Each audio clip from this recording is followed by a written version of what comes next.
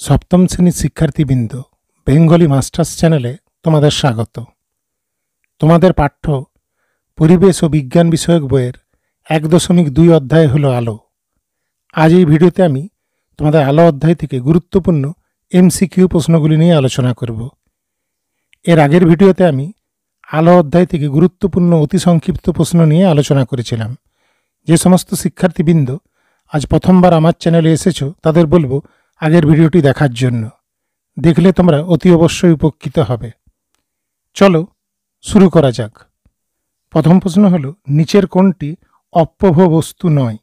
ক লোহা, খ কাঠ, গ ইট এবং ঘ জোনাকি। সঠিক উত্তর হবে অপশন ঘ জোনাকি। 2 নম্বর প্রশ্ন হলো, অপসারী আলোকরশ্মি গুচ্ছ ক একটি নির্দিষ্ট বিন্দু অভিমুখী হয়, খ সমান্তরালভাবে এগিয়ে চলে, গ আঁকা বাঁকা পথে ছড়িয়ে পড়ে এবং ঘ সরল রেখায় বিভিন্ন দিকে ছড়িয়ে পড়ে। সঠিক উত্তর হবে অপশন ঘ সরল রেখায় বিভিন্ন দিকে ছড়িয়ে পড়ে। 3 নম্বর প্রশ্ন হল, আলোক রশ্মিগুচ্ছ ড্যাশ ধরনের হয়? ক 2, খ 3, গ 4 এবং ঘ 5। সঠিক উত্তর হবে অপশন খ 3 ধরনের হয়। 4 নম্বর প্রশ্ন হল, টর্চের বাল্ব থেকে নির্গত আলোক রশ্মি হল ক অপসারী, খ অভিসারী, গ সমান্তরাল এবং ঘ প্রতিফলিত। সঠিক উত্তর হবে অপশন ক অপসারী। 5 নম্বর প্রশ্ন হল, আলোক উৎস বিস্তৃত হলে ক প্রচ্ছায়া গঠিত হয়, খ উপচ্ছায়া গঠিত হয়, গ দুটি গঠিত হয় এবং ঘ দুটি গঠিত হয় না। সঠিক উত্তর হবে অপশন গ দুটি গঠিত হয়। 6 নম্বর প্রশ্ন হল, ছায়া পড়ার কারণ হল ক আলোর প্রতিফলন ধর্ম, খ আলোর প্রতিসরণ ধর্ম, গ আলোর বিচ্ছুরণ ধর্ম এবং ঘ আলোর সরল রেখায় গমনের ধর্ম। সঠিক উত্তর হবে অপশন ঘ আলোর সরল রেখায় গমনের ধর্ম।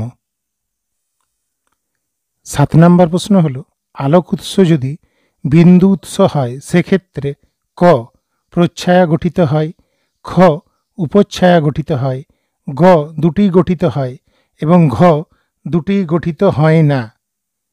সঠিক উত্তর হবে অপশন ক প্রচ্ছায়া গঠিত হয়। 8 নম্বর প্রশ্ন হল, সূচিছিদ্র ক্যামেরার সাহায্যে দেখা যায় ক প্রতিবিম্ব, খ প্রতিকৃতি, গ প্রচ্ছায়া এবং ঘ ছায়া।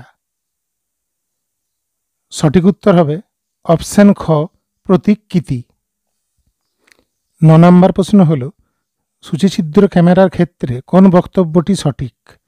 ক প্রতিকৃতি সর্বদাই বস্তুর সমান হয়, খ প্রতিকৃতি সর্বদাই বস্তুর চেয়ে আকারে বড় হয়, গ প্রতিকৃতি সর্বদাই বস্তুর সাপেক্ষে উল্টো হয় এবং ঘ প্রতিকৃতি সর্বদাই বস্তুর সাপেক্ষে সোজা হয়।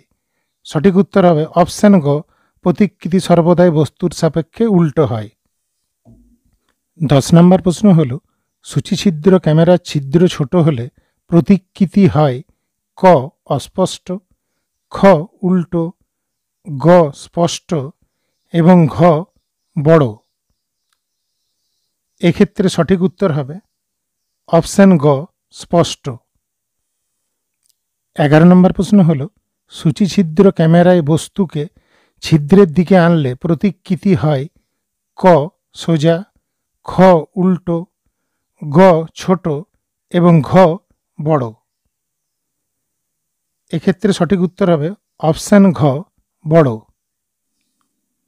12 নম্বর প্রশ্ন হল, আপতন কোণ 30 ডিগ্রি হলে আপতন ও প্রতিফলন কোণের সমষ্টি হবে ক 60 ডিগ্রি, খ 90 ডিগ্রি, গ 180 ডিগ্রি এবং ঘ 45 ডিগ্রি। সঠিক উত্তর হবে অপশন ক 60 ডিগ্রি। 13 নম্বর প্রশ্ন হলো সমতল আয়নার সঙ্গে লম্বভাবে কোনো আলোকরশ্মি ওই আয়নার উপর আপতিত হলে প্রতিফলন কোণের মান হবে ক 90 ডিগ্রি, খ 180 ডিগ্রি, গ 0 ডিগ্রি এবং ঘ 30 ডিগ্রি। সঠিক উত্তর হবে গ 0 ডিগ্রি। 14 নম্বর প্রশ্ন হলো আলোকরশ্মি গুচ্ছ ঘনতর মাধ্যম থেকে লঘুতর মাধ্যমে প্রবেশের সময় প্রতিসৃত রশ্মি ক অভিলম্ব থেকে দূরে সরে যায়, খ অভিলম্বের কাছে সরে আসে, গ অভিলম্বের উপর দিয়ে যায় এবং ঘ প্রতিফলিত হয়। সঠিক উত্তর হবে অপশন ক অভিলম্ব থেকে দূরে সরে যায়।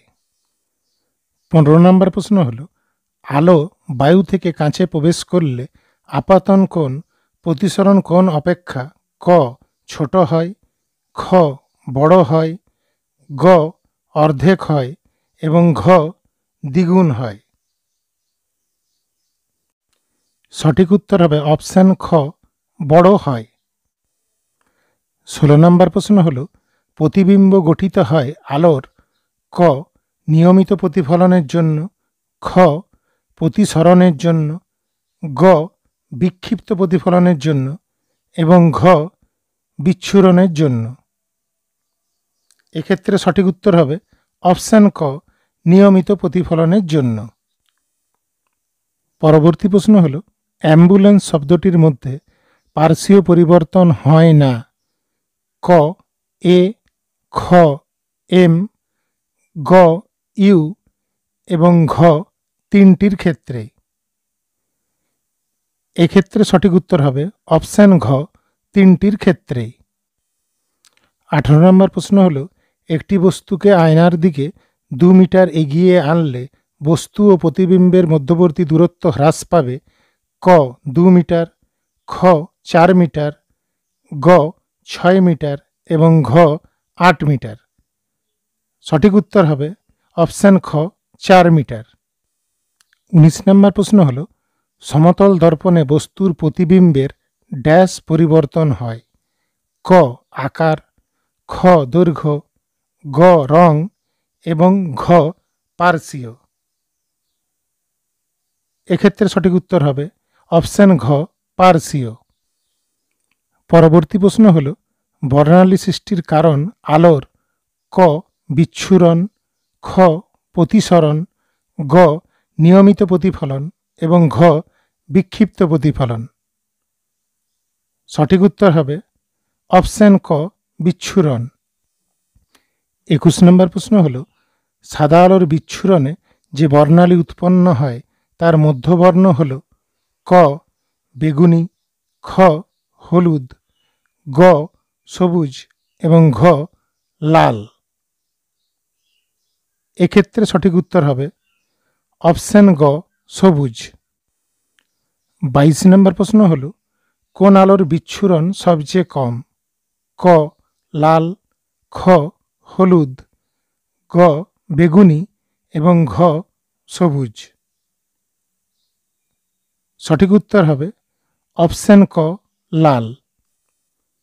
পরবর্তী প্রশ্ন হল সবচেয়ে কম শক্তির রশ্মি হল ক গামা রশ্মি, খ অতিবেগুনি রশ্মি, গ এক্স রশ্মি এবং ঘ দৃশ্যমান রশ্মি।